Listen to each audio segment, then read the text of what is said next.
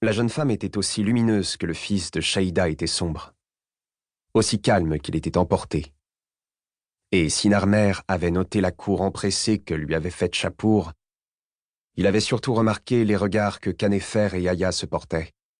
Pharaon avait été éduqué avec l'image du couple royal formé par ses parents, et de leur amour, il ne pouvait imaginer laisser son frère de sang dans la solitude du cœur. Dès lors, leur destin fut scellé. Shapur entra dans une immense colère, et l'amertume de sa condition de naissance ressurgit avec force.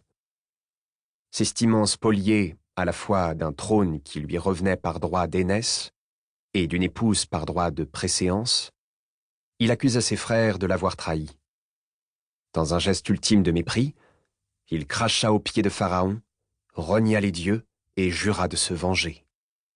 Narmer et Khanefer connaissaient les humeurs de leur aîné et préférèrent passer outre le crime de lèse-majesté, espérant encore en leur fort intérieur qu'il se calmerait. Mais le jour suivant, on découvrit que Shapur avait quitté le palais dans le plus grand secret, emportant seulement avec lui ses lames qui avaient fait sa renommée de combattant. Nul n'entendit plus parler de lui. Jusqu'au jour où la légende de mercenaires n'ayant peur de rien, et surtout pas de la mort, traversa nos frontières. Il se murmurait que le guerrier qui les dirigeait se nommait lui-même le Seigneur des couteaux. Son domaine s'appelait Alamout, le nid d'aigle. Il y recrutait des hommes à qui il enseignait une discipline de fer reposant sur l'entraînement militaire, l'obéissance absolue et l'absence totale de foi ou de croyance, si ce n'est celle de la fatalité. Mais alors que Narmer convoquait Khanefer afin que celui-ci prenne des dispositions pour en savoir plus sur ce nouveau groupe au potentiel destructeur, une missive gravée du sceau de Shapur arriva au palais. Ce dernier y renouvelait son vœu de combattre sans répit ses deux frères jusqu'à ce qu'il récupère le trône des deux terres. Il y décrivait ses futures méthodes basées sur la déstabilisation territoriale, l'assassinat et la guerre psychologique. Et, poursuivait-il, la preuve de sa puissance et de la justesse de la vengeance serait immédiate.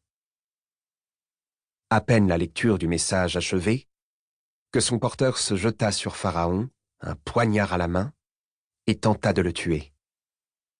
Ayant échoué dans sa mission grâce au réflexe de Khanefer, l'homme de Shapur retourna l'arme contre lui-même et s'égorgea devant l'assemblée, éclaboussant de son sang le trône et le parvis sacré du temple. Dès lors, la guerre fut déclarée. Mais comment se défendre lorsque l'ennemi attaque avec sournoiserie?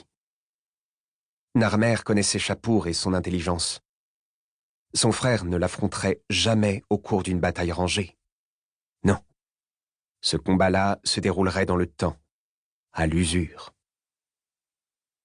Je fus convoqué avec Khanefer, séance tenante. Muni de mon calame et de ma tablette, je retrouvai Narmer et Khanefer sur le balcon du temple de Mahat, surplombant notre fleuve nourricier. Le Nil, ruban d'eau à la couleur du lapis lazuli, il fend la mer d'or que forme le désert et sème la vie dans notre grand pays. De part et d'autre, bouquets de palmiers et cultures s'étendent le long de ses rives. Familles, amants, jeunes et vieillards dépendent de ses crues, attendent ses humeurs comme ils patienteraient devant les caprices des dieux. Aujourd'hui, le vent prend appui sur sa surface, la ride de fines bandelettes. Il emporte jusqu'à nous les paroles de mon pharaon et transforme les murmures de la confidence en ordre sacré. Khanefer, je te nomme général de notre armée, décréta Pharaon. Tu assumeras cette responsabilité en plus de celle de grand prêtre. Khanefer s'inclina devant son roi.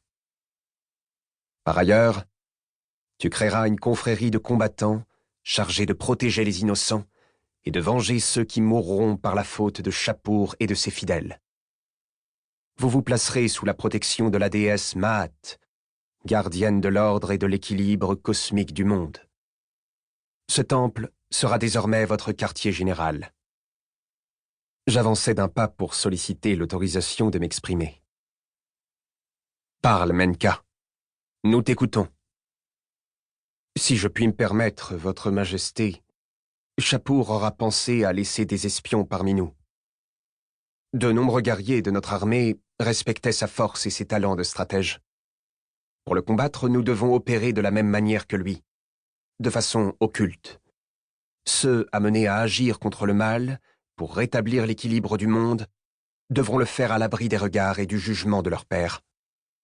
Et bien que placés sous la protection divine de Mahat, ils doivent avoir leur propre symbole du chemin qu'ils vont adopter, car leur route sera longue et semée d'embûches. Peut-être même dépassera-t-elle ce que nous imaginons. La bataille contre les ténèbres ne s'arrête jamais, en vérité. Je rejoins l'avis de Menka, mon frère. J'aurai plus de liberté en agissant en dehors de la structure de commandement classique. Ce que nous créons aujourd'hui deviendra une légende demain. Pharaon demeura dans le silence de sa réflexion, main dans le dos, absorbant nos paroles pour les faire siennes. Fort bien. Qu'il en soit ainsi. Mahat restera votre guide, mais nous masquerons la déesse sous le voile d'un habit guerrier et mystérieux. Car telle la lionne qui, au péril de sa vie, défend ses petits des prédateurs du désert, nous défendrons la paix et la justice au péril de la nôtre. Menka, en tant que grand conseiller royal et premier scribe, je te charge de personnifier notre Mahat guerrière. Par ailleurs, tu épauleras Khanefer dans sa mise en place en le dégageant des problématiques administratives et pécuniaires. Tu porteras désormais le titre de dépositaire de Thoth au sein de la confrérie, car Mahat ne saurait agir sans la présence de son compagnon Thoth. Je m'inclinai, un poing sur le cœur. Toi, mon frère, reprit Pharaon, tu recruteras des hommes et des femmes de confiance. Ils seront divisés en 3 groupes dans une structure pyramidale dont je serai le garant ultime. Celles et ceux du cercle de Ra assureront le commandement à tes côtés. Ceux d'Osiris seront chargés de la stratégie et de la meilleure façon d'appliquer la sentence décidée par les Ra. Enfin, à la base, ceux d'Anubis seront nos soldats, nos justiciers. Ainsi, nous assurerons un cloisonnement optimal qui protégera autant notre confrérie que les innocents que nous défendrons. Pharaon avait parlé. Ne restait plus qu'à nous exécuter. Le prince Khanefer et moi-même partîmes nous mettre en quête. Lui de ses futurs guerriers, moi du symbole qui serait le nôtre. Je gardai en mémoire l'image de la lionne, utilisée par notre roi, et l'associai à celle de la femme ailée qu'était Mahat, notre déesse. Ainsi naquit le sphinx, créature au corps léonin, à la tête d'humain et aux ailes d'aigle. Il devint notre gardien, et des années plus tard, celui des énigmes, des temples et des morts aussi. Ainsi fut créée notre confrérie. À toi qui lis ces lignes. N'oublie jamais que tu resteras le seul à connaître tout de nos secrets. Transmets à ton tour ton savoir, car c'est par le calame du maître scribe que les yeux de son apprenti dévoilent le mieux les mystères.